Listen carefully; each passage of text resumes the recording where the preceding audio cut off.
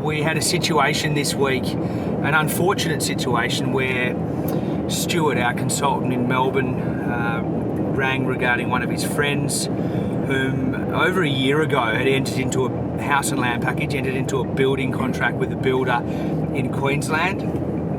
The long story short is the block of land has been sitting there for over a year, just simply with the slab down.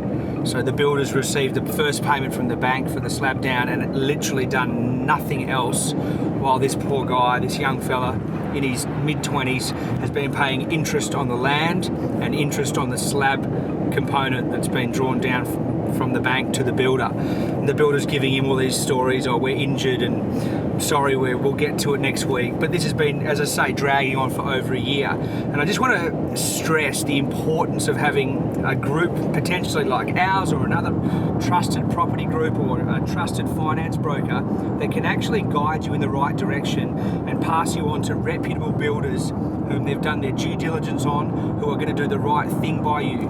We've all seen the problem and the fiasco here in Sydney with the Opal Towers. So not having the experience and just flying blind and choosing the wrong builder can have dire consequences on you, your family, and your financial situation.